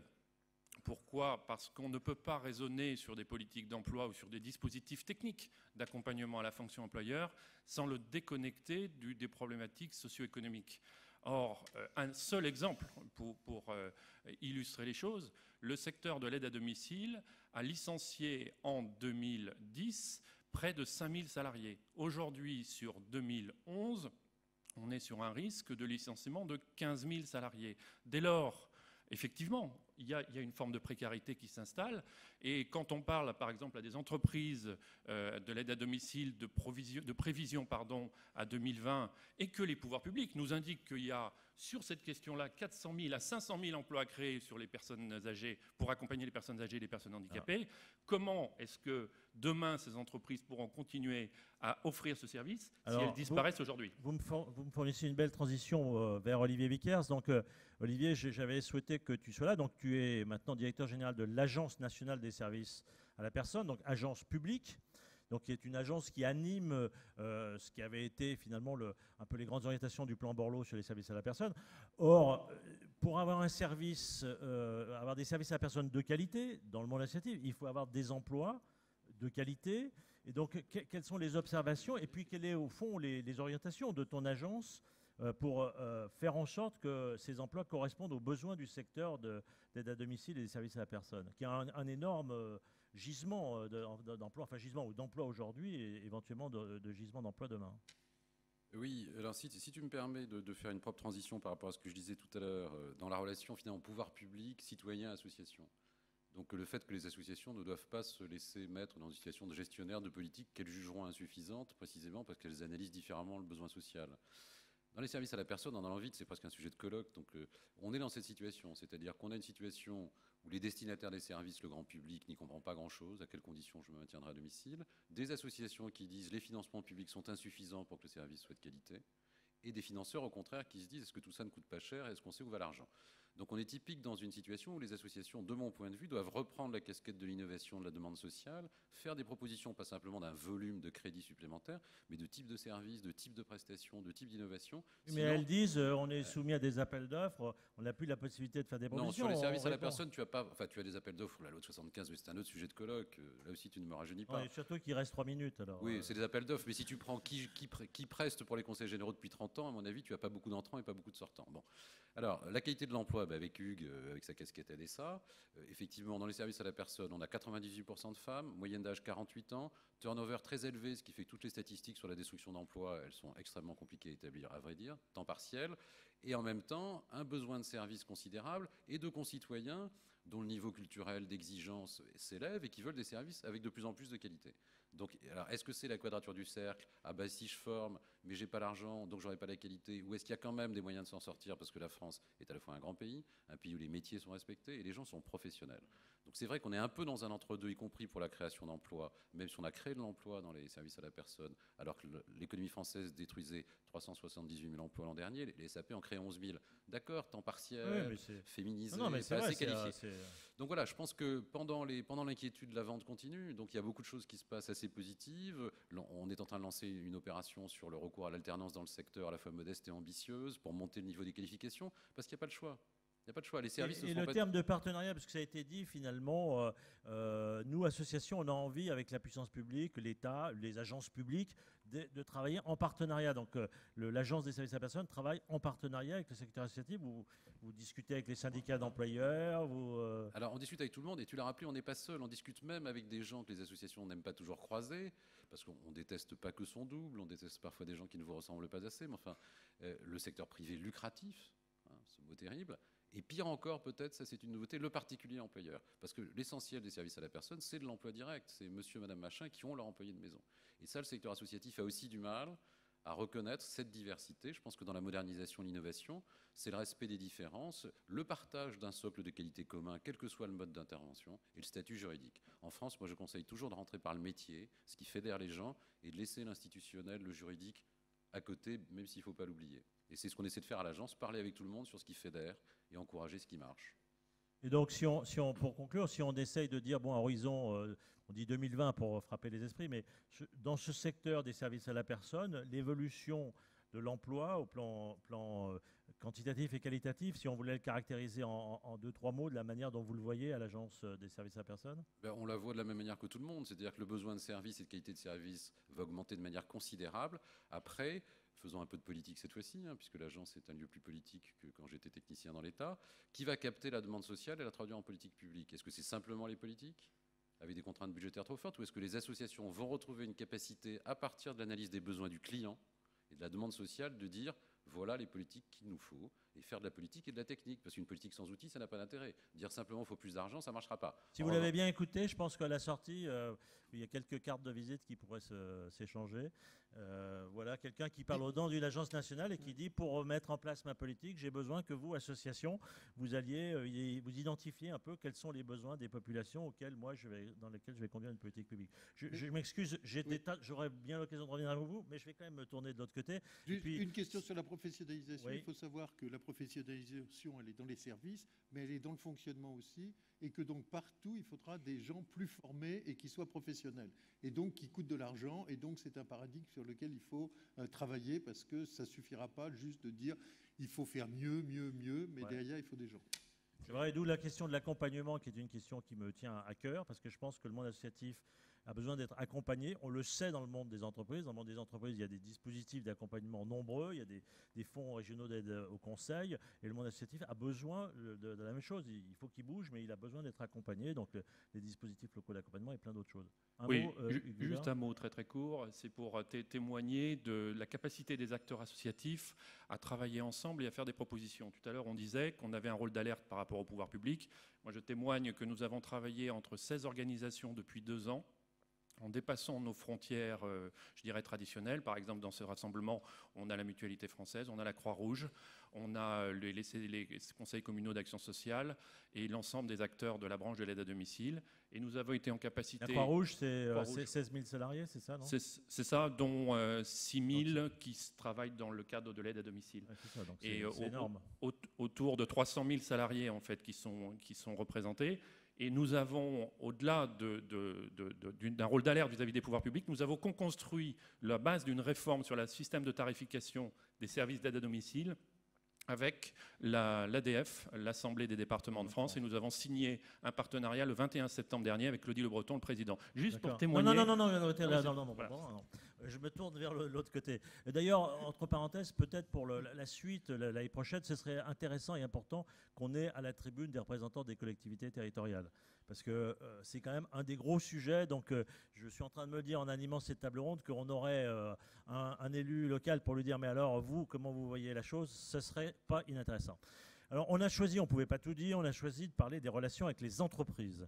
Il y a des enquêtes qui montrent, je pense à une qui a été faite par la CPCA et la VIS, qui montre qu'il y a une attente finalement de pouvoir mieux travailler. Les associations disent on voudrait mieux travailler avec les entreprises, mais ce n'est pas si facile parce qu'il y a des problèmes culturels. Il y a comment on fait pour travailler ensemble. D'accord, on veut travailler ensemble, mais on ne se connaît pas, on se méfie un peu. Alors, pour démarrer la discussion, je me tourne vers Charles-Édouard Vincent. Charles-Édouard Vincent, donc, il a créé une structure qui s'appelle Emmaüs Défi. Il va nous dire en 2 mots ce qu'est cette structure. D'abord, il avait eu des expériences avant de faire ça lui-même dans le monde de l'entreprise, donc il savait ce que c'était. Et cette association Emmaüs Défi travaille avec quelques ou plusieurs entreprises. Donc, déjà pour démarrer, Emmaüs Défi, en 2 mots, c'est quoi? Emmaüs Défi, donc, c'est une des 250 structures du mouvement Emmaüs qui a comme particularité d'accueillir des gens qu'on va chercher dans la rue avec le SAMU social, la Croix-Rouge, donc qui n'ont pas encore d'hébergement et à qui on propose un travail avant même d'avoir un toit, mais un travail adapté et qu'on amène à ce moment-là vers l'hébergement et la stabilisation dans le logement et tout un parcours d'insertion professionnelle. Voilà. Alors, ça, bon, d'abord, ceux qui s'intéressent, pareil, à la fin, venez discuter avec lui, éventuellement, demandez-lui d'aller visiter Emmaüs Défi. Je l'ai fait, c'est vraiment impressionnant. Mais en France, traditionnellement, quand on est dans le social aussi dur, on se tourne vers le public, parce que justement, c'est là où c'est le plus dur. Et puis vous travaillez avec les entreprises. Donc ça paraît contradictoire de dire l'endroit où on est dans l'associatif le plus social et donc le plus difficile, et vous allez essayer de travailler avec les entreprises. Oui, je crois que si on revient aux fondamentaux, arriver à s'attaquer aux problèmes de l'exclusion et de la pauvreté, ce sont des problèmes qui sont beaucoup trop complexes pour être résolus tout seul dans son coin en tant qu'association. Et je crois qu'il y a une nécessité absolue. On parlait beaucoup des financements, besoin de travailler avec les entreprises, de revoir les partenariats, etc., parce que les financements publics évoluent. Mais je crois que bien au-delà de ça, le combat contre l'exclusion en ce qui concerne Emmaüs est tellement complexe qu'il y a une nécessité à ce que notre association et les associations travaillent avec les entreprises et avec les pouvoirs publics. Donc je suis complètement d'accord avec vous, Hugues, quand vous dites ce serait bien que la prochaine fois, il y ait aussi quelqu'un d'une collectivité territoriale. Je pense que ce trépied entreprise, association, pouvoir public est absolument nécessaire parce que les sujets sont tellement complexes que tout seul dans son coin, on ne peut pas y arriver. Alors concrètement, Emmaüs Défi a fait comment en quelques mots, parce qu'on me signale que le ministre va arriver dans pas très longtemps, donc ne vous inquiétez pas, tout va bien. Mais quand même, ça veut dire quoi travailler avec les entreprises à Emmaüs Défi ? Je vais juste donner un exemple. Il y a 3 ans, quand j'ai poussé la porte de SFR, donc une entreprise hyper performante dans le secteur des télécommunications et du numérique, j'étais très loin d'imaginer qu'on avait beaucoup de points communs. J'y allais pour récupérer un petit chèque pour m'aider à financer des locaux. Et en fait, je ne pensais pas que ça allait donner un tel partenariat qui aujourd'hui, en fait, 3 ans après, se décline sur 4 axes qui sont 1, on a pu développer une activité commune sur le cœur de métier de SFR, donc la téléphonie, pour les personnes pauvres qui aujourd'hui ont des très grosses factures de téléphone. D'accord. 2. Donc ça, c'est un modèle hybride en termes de financement qui est très intéressant. 2, on les a associés dans l'embauche de nos salariés à l'issue des parcours d'insertion en créant un forum emploi avec leurs prestataires parce qu'eux, ils ont 60% de cadres et c'est sûr que chez nous, ce n'est pas le cas. 3, ils nous aident en fait à financer notre développement puisqu'aujourd'hui, on ne dégage pas assez de marge pour se développer à la vitesse à laquelle on le souhaite. 4, on les a fortement impliqués par du mécénat de compétences. Aujourd'hui, il y a plus de 100 collaborateurs de SFR qui viennent régulièrement, avec qui on a construit l'offre et le programme d'accompagnement sur la téléphonie, et qui aujourd'hui nous aident, et je pense en tirent énormément de sens, y compris dans leur travail. Charles-Édouard, alors donc, on voit bien le contenu assez précis, technique de ce partenariat. Une chose aussi, vous avez dans votre conseil d'administration des gens qui sont du monde de l'entreprise. Dans le conseil d'administration, dans les équipes, voilà, on a des personnes, des entreprises, c'est-à-dire que ce qui est très important, c'est arriver à avoir une culture et faire un peu tomber les barrières où on a toujours peur de l'autre. Ce que je disais au début, je crois que c'est absolument nécessaire qu'on travaille ensemble, qu'on associe les entreprises dans nos combats et pas juste aller les voir dans une logique de financement. Merci Charles-Édouard. Donc je salue l'arrivée de Luc Châtel, le ministre. Merci Monsieur le ministre d'être avec nous. On va, si vous voulez bien, comme ça, terminer notre table ronde, ce qui va vous permettre d'entendre un petit peu un certain nombre de choses avant votre intervention. Donc je me tourne vers François Soulages. François Soulages, donc président du Secours catholique, qui a été longtemps investi dans le monde de l'économie sociale. Donc le Secours catholique est une grande association, grande ONG française. Dans sa stratégie finalement, aujourd'hui et puis demain, puisqu'on est sur 2020, où vous placez les entreprises dans cette stratégie ? Pour répondre à la question, je vais dire que pour nous, le rôle des associations, c'est un rôle de subsidiarité, c'est-à-dire de répondre à des besoins sociaux auxquels répond mal le marché. Donc je réponds par là à la question de l'entreprise. L'entreprise, elle est sur un marché et il y a des besoins sociaux pour lesquels le marché couvre mal. Donc, nous sommes en subsidiarité, aussi bien d'ailleurs par rapport au pouvoir public que par rapport aux entreprises. J'ajoute que, comme on vient de le dire, il y a un risque, c'est que la dépense publique ne cessant de diminuer, on connaît la situation des puissances publiques, on aurait tendance à reporter sur les associations une série de dépenses ou de prise en charge de fonctions qui, par ailleurs, viennent du fait que les entreprises ne cessent d'externaliser des fonctions qui ne sont pas leur cœur de métier. Donc on est pris un peu dans une tenaille. Donc Aujourd'hui, moi je plaide, je vais aller vite, je plaide pour un nouveau rapport entre entreprises et associations, à travers en particulier la responsabilité sociale des entreprises. Bien entendu, à condition que cette responsabilité sociale réponde à des normes et que derrière les entreprises qui s'engagent sur cette question, elles puissent y trouver une compensation. Alors on demandera tout à l'heure à Pierre Victoria, puisqu'il est à une direction de développement durable de Veolia en charge de la RSE. Donc le partenariat à travers la responsabilité sociale des entreprises, si on veut l'appliquer sur des terrains ou sur le secours catholique, parce que c'est intéressant de... Oui. Je vais prendre 3 exemples rapides. Le premier, il est précisément avec Veolia. Nous avons des personnes qui sont en insertion et qui sont encore relativement éloignées de l'emploi. Nous sommes en négociation avec Veolia de manière à ce que, d'une certaine manière, en alternance, ils puissent commencer à mettre un pied dans l'entreprise tout en restant dans le champ de l'insertion, de manière à assurer la continuité et non pas la rupture. On parlait de rupture tout à l'heure. On fait la même chose avec un groupe de maisons de retraite. Comment progressivement des gens vont basculer des équipes emploi où nous les accompagnons vers un travail dans l'entreprise. Et troisièmement, dans notre réseau d'entreprises d'insertion, Tissons la solidarité, avec notamment des couturiers, des maisons de couture ou des entreprises du commerce, comment des gens qui aujourd'hui sont en insertion vont pouvoir progressivement entrer dans l'entreprise. Et alors, j'ai une proposition à faire qui résulte de tout cela. Est-ce qu'aujourd'hui, on ne peut pas créer des liens plus forts entre ce secteur de l'insertion et l'entreprise en faisant qu'une personne qui est en insertion, elle puisse aller dans l'entreprise avec son poste d'insertion, la fameuse compensation dont je parlais tout à l'heure. Parce que si on veut que les entreprises se mobilisent, il faut aujourd'hui que ça n'alourdisse pas leurs coûts. Parce qu'on est quand même dans une compétition internationale importante. Ça, c'est le chef d'entreprise, l'ancien chef d'entreprise qui parle. Donc, comment on peut faire aujourd'hui ce passage? Et moi, je plaide pour que les gens qui sont chez nous avec un poste d'insertion, ils puissent partir avec leur poste et donc leur accompagnant dans l'entreprise. François, donc les gens qui sont ici ils sont venus parce qu'ils cherchent des solutions. Donc, ils se disent, bon, aujourd'hui, je ne travaille pas avec les entreprises. Je sens qu'il faudrait que je le fasse. Quel serait le conseil que tu donnerais aux gens qui sont dans cette salle pour dire, bon, vous voulez le faire, comment commencer, par quoi commencer? La recherche des compétences qui manquent dans l'entreprise. Et quand je dis compétences, c'est aussi bien professionnel que moyens sociaux. Il y a dans l'entreprise beaucoup de gens qui ne sont pas à l'aise et qui auraient besoin, parce que l'entreprise va s'occuper de gens qui sont en effet en situation de pauvreté, de rassurer ceux qui, à l'intérieur de l'entreprise, sont en situation de stress. Mais ça, ce n'est pas une nouveauté. Et donc, plus l'entreprise arrivera à regarder vers l'extérieur ce qui se passe autour d'elle, plus elle rassurera à l'intérieur. Donc moi, ce que je dis aux associations, c'est entrer en rapport avec l'entreprise pour voir avec elle comment, ensemble, on peut gérer cette situation de fragilité sociale. Et si je peux ajouter quelque chose, en passant la parole à Pierre Victoria, de ne pas regarder l'entreprise simplement comme un guichet de substitution au financement public. Parce que ça ne marchera pas. Ça ne peut pas marcher. Mais comme un partenaire. C'est-à-dire un partenaire, donc qu'est-ce qu'on peut faire ensemble?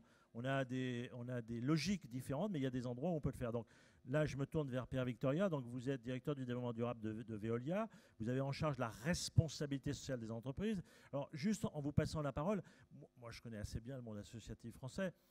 Il y a quand même encore beaucoup d'une certaine méfiance sur ce thème de la responsabilité sociale. Les grandes entreprises font ça, mais c'est un peu pour faire de la communication. Certains parlent de social washing.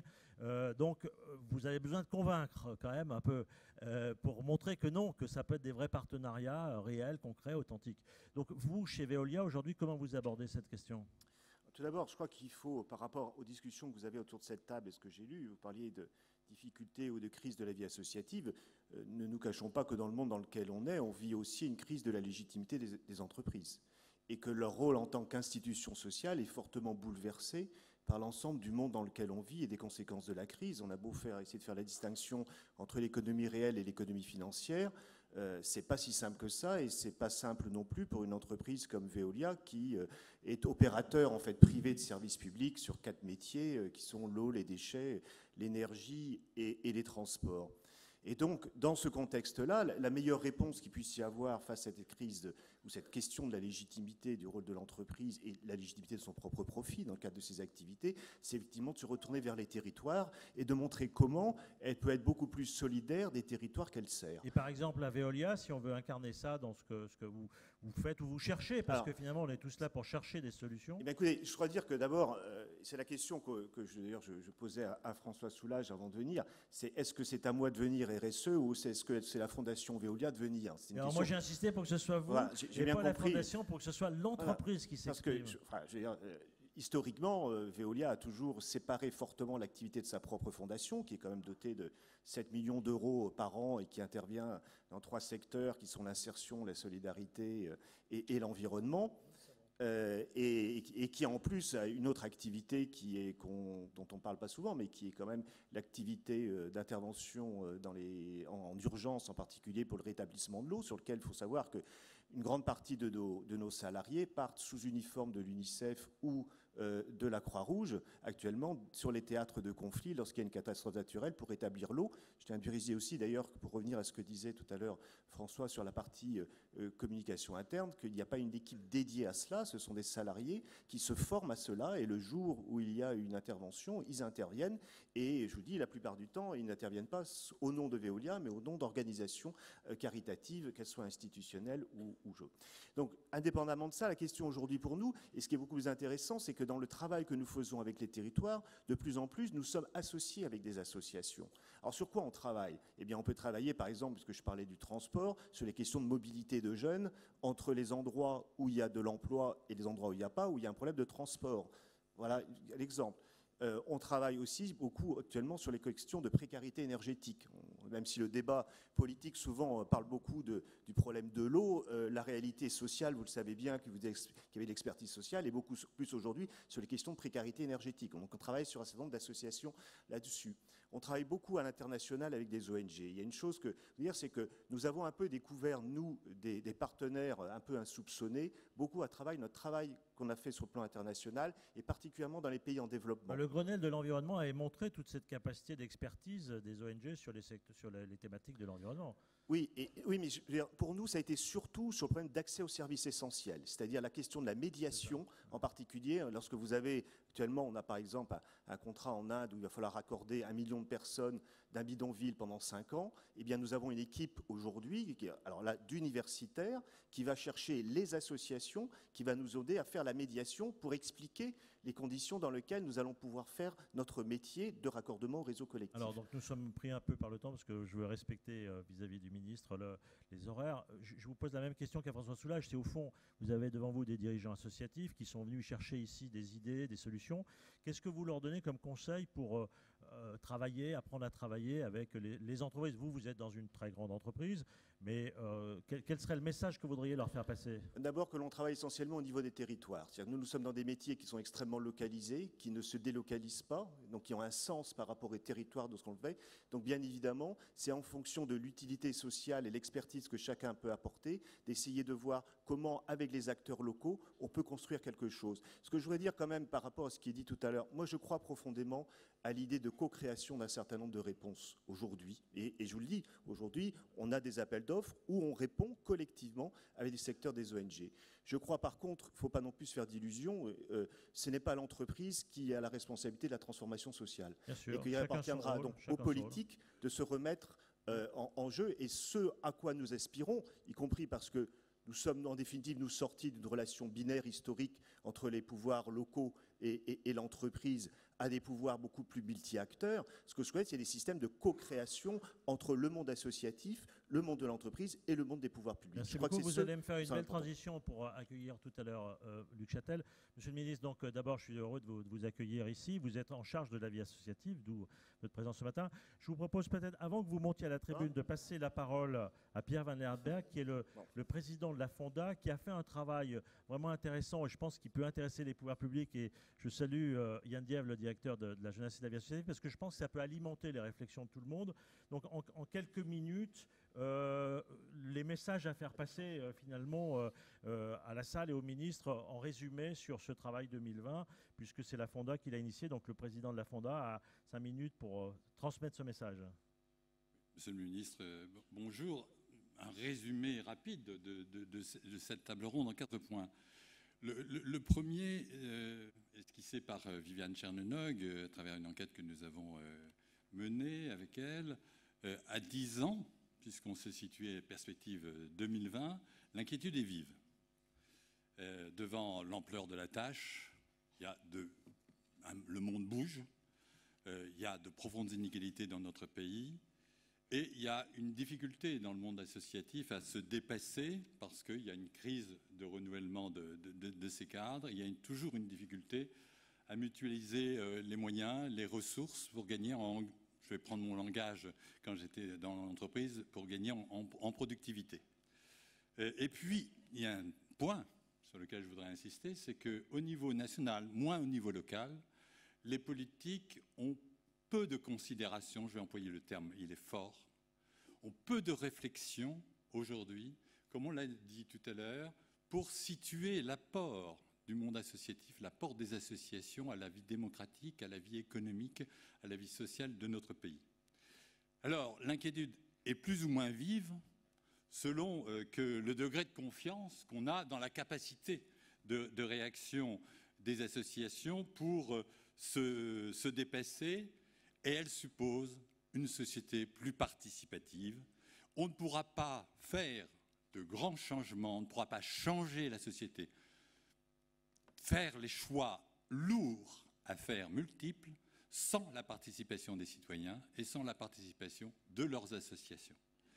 Il faut, pour les associations, changer de braquet, aller vers plus de mutualisation, se projeter dans l'avenir pour bâtir et adapter ces stratégies. Alors, il y a deux sujets qui ont été abordés ici, Hugues, ce matin. L'emploi associatif, la relation avec les entreprises. Pour l'emploi associatif, soyons clairs, il y a réellement un problème de divorce entre la qualité de l'emploi de salariés de plus en plus formés, de plus en plus motivés, de plus en plus engagés, et la qualité de la sécurité qu'on leur apporte à travers leur contrat de travail. Il y a deux actions nécessaires qui ont été esquissées par le représentant de l'UGRS.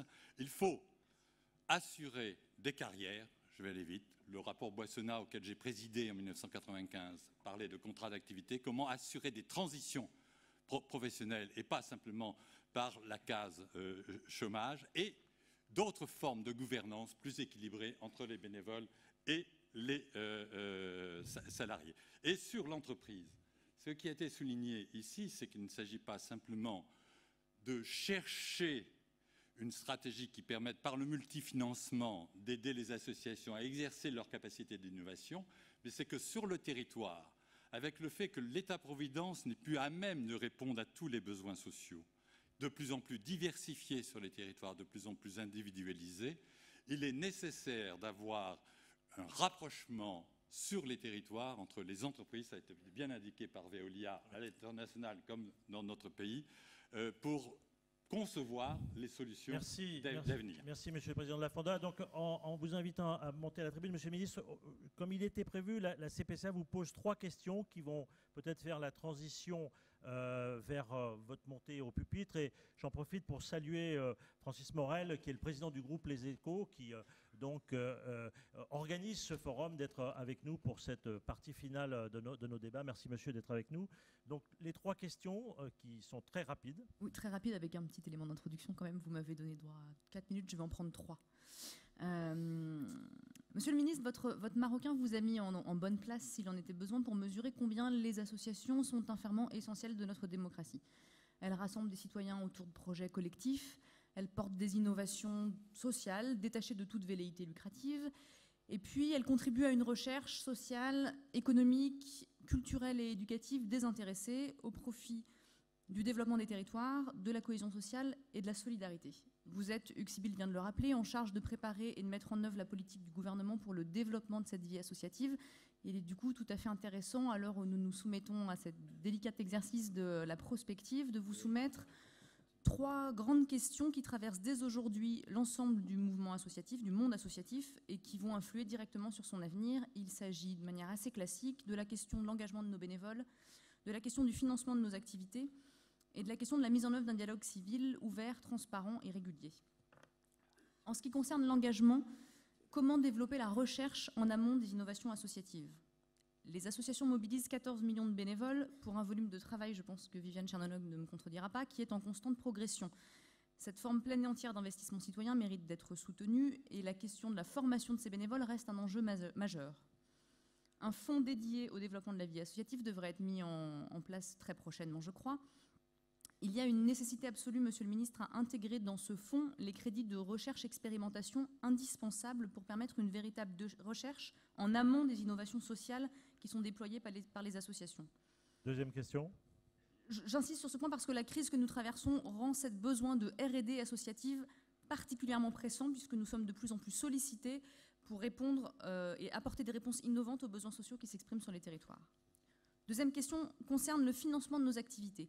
Comment favoriser la constitution de fonds propres pour consolider les modèles économiques associatifs? Pour la première fois en 2010, Hugues Sibylle l'a rappelé tout à l'heure, l'investissement qui était jusqu'alors croissant des collectivités territoriales ne permet plus de compenser le désengagement de l'État. Et pour la première fois en 2010, le financement public des associations marque une diminution. Alors dans le contexte qu'on connaît de crise des finances publiques, il devient de plus en plus urgent de consolider les modèles économiques associatifs. S'il nous incombe, certes et évidemment sans doute, d'entamer les mutations nécessaires pour diversifier nos ressources, l'État peut et doit contribuer à cette consolidation. Alors nous avions, la CPCA, salué la circulaire du 18 janvier 2010 comme un progrès vers une sacralisation de la subvention comme mode pertinent et eurocompatible de financement des activités associatives. Nous continuons de saluer cette circulaire. Au-delà du comité de suivi de ce texte, qui est important et dont nous ne doutons pas qu'il sera, comme vous nous l'avez annoncé, prochainement mis en œuvre, une autre question se pose, c'est celle de la constitution des fonds propres associatifs, question qui a été pointée par bon nombre de répondants de l'enquête de la Fonda. Permettre aux associations de mettre en réserve leur excédent pour celles d'entre elles qui arrivent à en constituer est le moyen le plus sûr de consolider leur assise financière, de leur permettre de faire face aux difficultés qu'elles rencontrent et qui les menacent parfois dans leur survie même. Mais aussi, c'est le moyen de contribuer au financement de leurs innovations sociales. Aujourd'hui, la pratique administrative nous contraint de présenter des budgets en équilibre et nous prive de cette possibilité de constituer des fonds propres. C'est une regrettable, à mon sens, prime à la mauvaise gestion. Troisième et dernière question. Troisième et dernière question. En ce qui concerne enfin la mise en œuvre d'un dialogue civil ouvert, transparent et régulier, comment rendre opérationnel le cadre conceptuel ambitieux de nos engagements réciproques? C'est sans doute la question centrale. Une démocratie dynamique et rénovée doit favoriser, aux côtés de l'investissement de ses représentants élus, le dialogue avec ses corps intermédiaires. Nous avions signé en 2001 une charte des engagements réciproques à l'occasion du bicentenaire de la loi fondatrice des associations françaises, qui pose les bases conceptuelles de ce dialogue entre la puissance publique et le mouvement associatif. Comment lui redonner son souffle? Comment favoriser cette déclinaison à la fois sectorielle et territoriale? Comment la faire vivre? Est-ce que la mise en place, la semaine passée, du Haut Conseil à la vie associative sera, comme nous l'espérons, Monsieur le Ministre, l'occasion de procéder enfin à son évaluation? Voilà, donc 3 questions de la CPCA qui représentent les associations dans ce pays. Monsieur le ministre, je vous invite à nous rejoindre. Vous êtes le bienvenu. C'est vrai que c'est chiant pour nous de passer par le temps.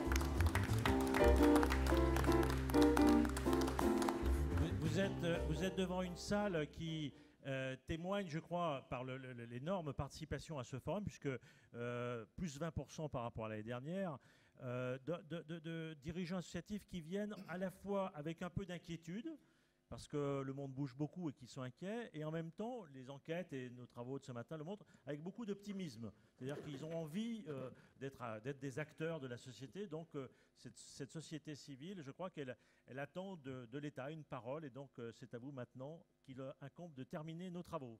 Et je vous rassure, nous sommes tous à la fois inquiets et optimistes.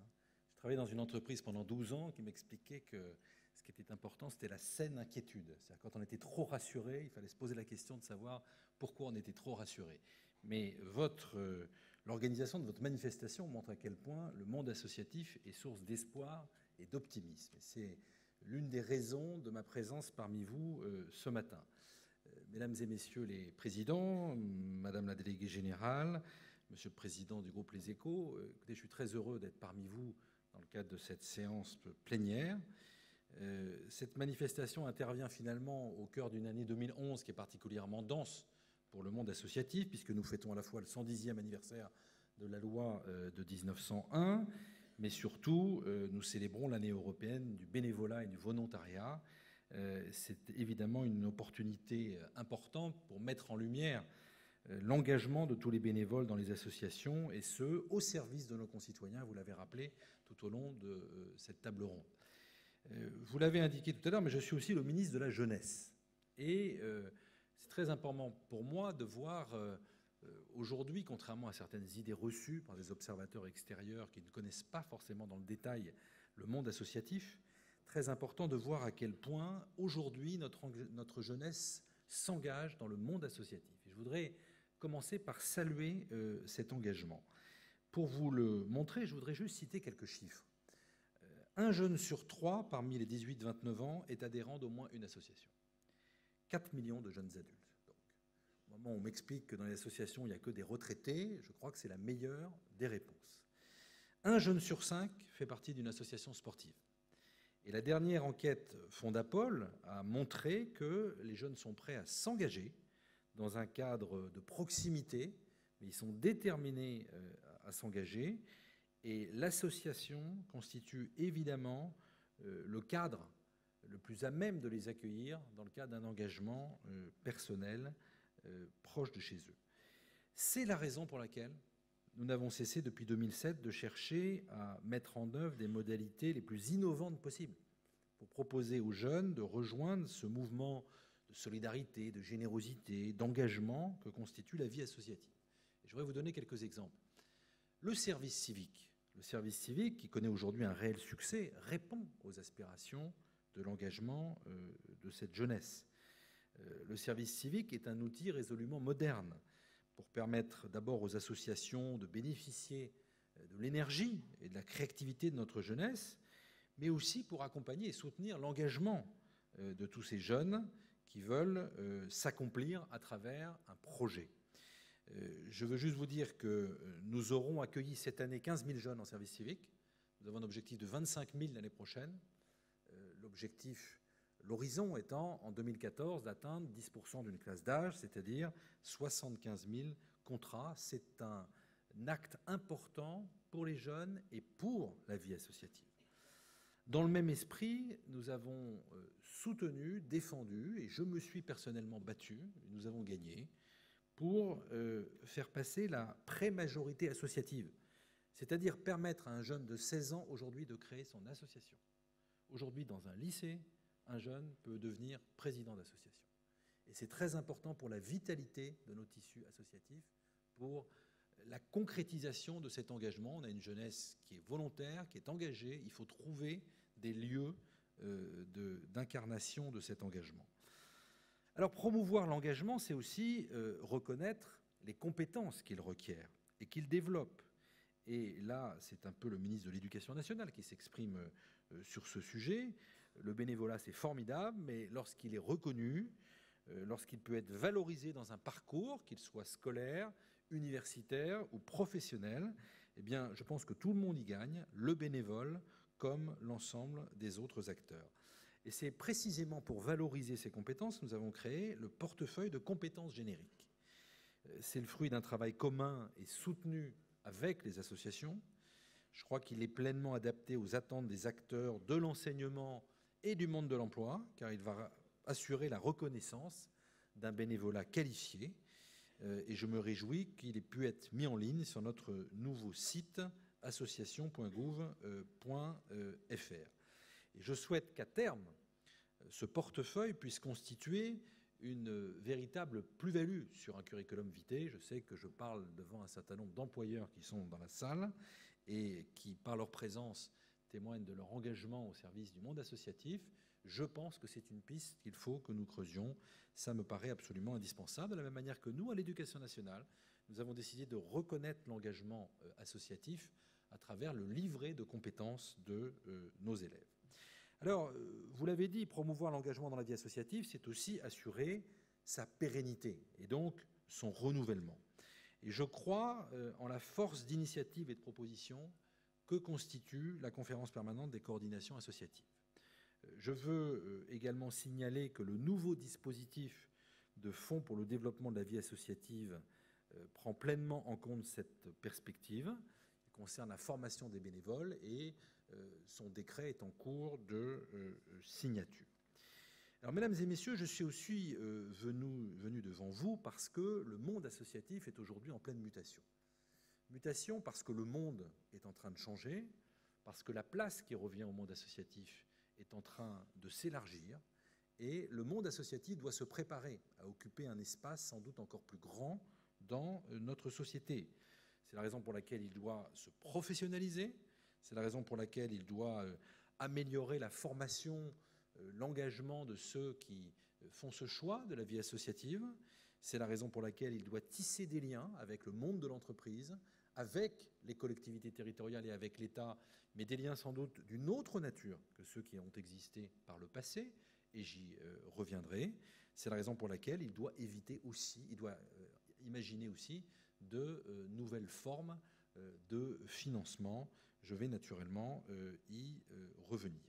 Alors, ces évolutions, elles intéressent et elles préoccupent tous les acteurs, à commencer par la conférence permanente des coordinations associatives, Madame la déléguée générale, qui est l'instance représentative de la dynamique associative, qui est le véritable parlement des associations et qui n'a cessé de prôner un dialogue civil permanent et régulier.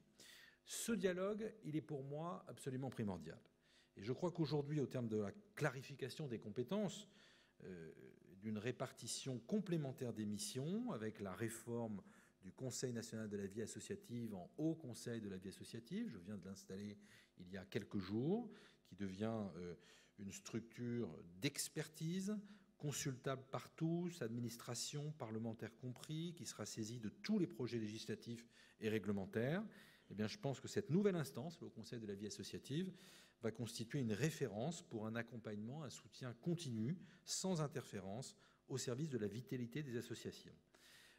La vie associative mérite cette expertise. Elle en a besoin. Sa richesse, plus d'1,1 million associations aujourd'hui, vous l'avez rappelé, se nourrit de sa diversité et de sa capacité à irriguer l'ensemble des activités de la vie sociale. Alors, le dialogue civil, c'est évidemment le dialogue entre associations et pouvoir public, mais c'est aussi le dialogue que construisent les associations avec la société civile tout entière. Et je voudrais saluer à ce sujet la création du groupe Association au Conseil économique et social et environnemental, qui va devenir force de proposition. Pour assurer ce dialogue, nous devons diffuser le message de la vie associative auprès de l'opinion publique. Nous devons donner les moyens aux associations de faire reconnaître à sa juste mesure leur contribution à notre vivre ensemble. Et c'est tout le sens de la charte des engagements réciproques. Issue du rapport du Conseil supérieur de l'audiovisuel de mars dernier sur l'accès aux médias des associations, cette charte va nourrir le dialogue et la synergie entre médias et monde associatif. C'est une chose absolument essentielle. Un comité de suivi va être chargé de suivre la mise en œuvre des recommandations du CSA et de l'élaboration de cette charte, afin que la diversité des associations soit mieux connue et reconnue dans notre pays, mais surtout mieux mise en valeur, afin que vous puissiez développer vos activités, recruter davantage de bénévoles, trouver de nouvelles sources de financement. Alors venons-en à la question du financement. Vous connaissez, mesdames et messieurs, la situation, et je ne reviendrai pas sur l'actualité, de nos finances publiques. La ressource publique sera dorénavant systématiquement rare. Je dis bien la ressource publique. Le sujet, ce n'est pas le désengagement de l'État. Le sujet, c'est la rareté de la ressource publique. Je suis maire d'une ville chef-lieu de 25 000 habitants. Eh bien, demandez à tous les maires de France comment aujourd'hui ils arrivent à boucler leur budget. La rareté de la ressource publique est un invariant des prochaines années. Nous devons donc faire avec. Eh bien, pour le monde associatif, il est très important de travailler ensemble sur ce qu'on appellerait, Monsieur le Président des Échos, des relais de croissance, des financements alternatifs qui doivent permettre au monde associatif de se pérenniser, de se développer dans la durée. Alors, dans ce contexte budgétaire extrêmement contraint, quelques mots d'actualité. Il se trouve que cet après-midi, je serai à l'Assemblée nationale pour défendre le budget de la jeunesse et de la vie associative.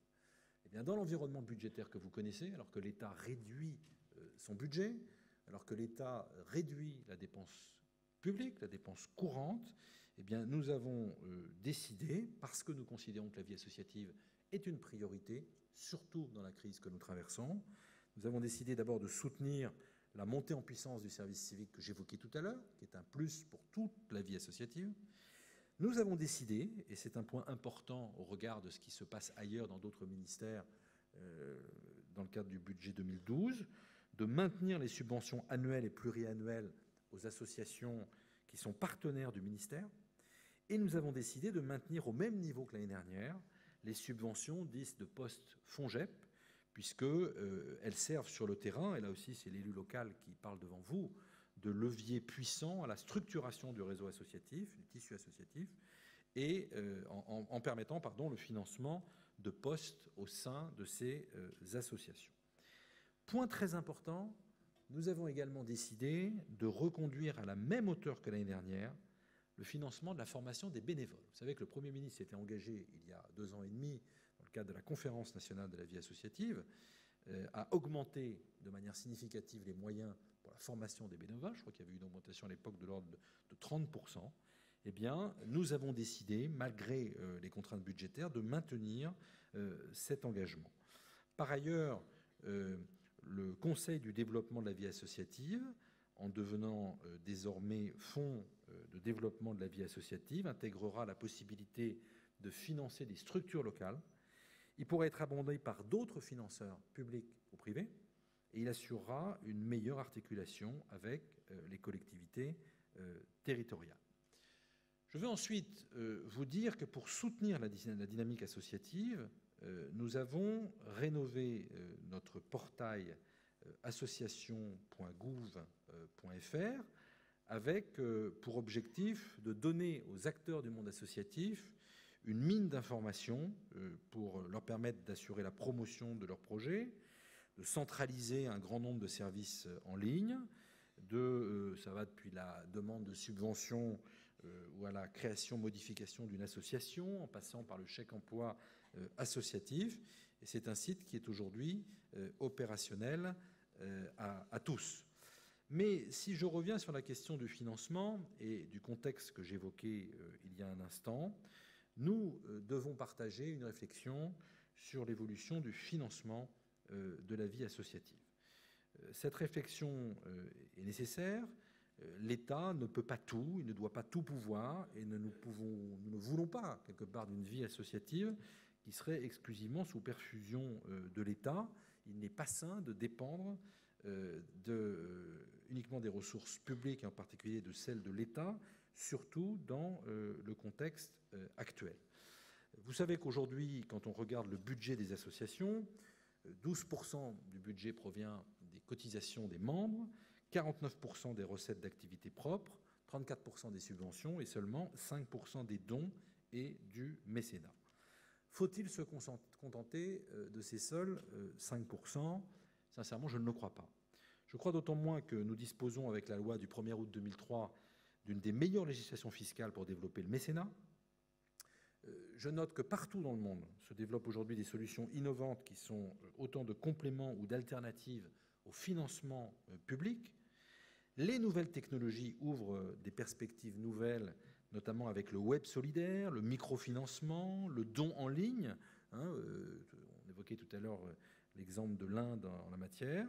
Le mécénat s'ouvre aujourd'hui à tous les domaines, à toutes les possibilités, avec le mécénat de compétences qui peut apporter au monde associatif beaucoup en matière de recherche et de développement. Le champ de vos possibles doit intégrer la perspective stimulante du partenariat entre associations et entreprises. C'est à mon sens un enjeu majeur et nous devons vous aider à y travailler. Le développement des fondations d'entreprise me paraît à ce titre extrêmement positif. Enfin, quant à la question des fonds propres, et plus particulièrement des excédents de gestion réalisés sur des subventions publiques, c'est une question qui a été abordée à plusieurs reprises dans des groupes de travail préparatoires à la conférence de la vie associative, qui a été posée à nouveau dans les groupes de travail de la mission Vercamer.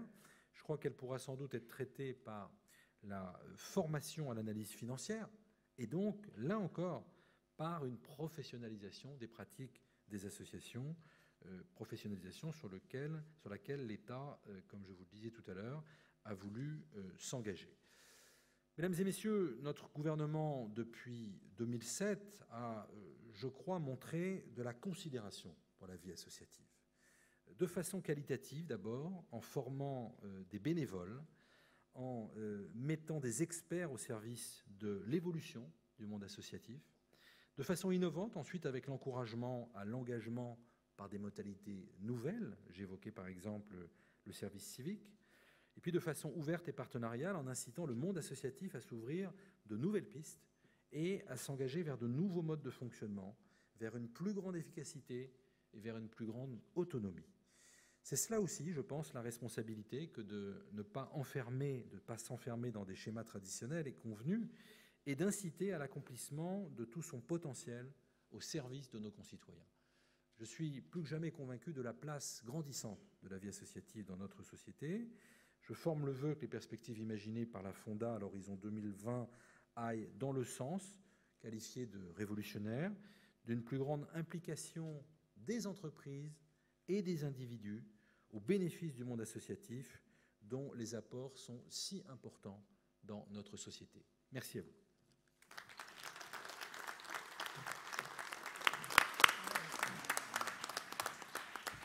Merci, Monsieur le Ministre. Et donc, ceci clôture cette table ronde sur 2020. Merci beaucoup. Ouais.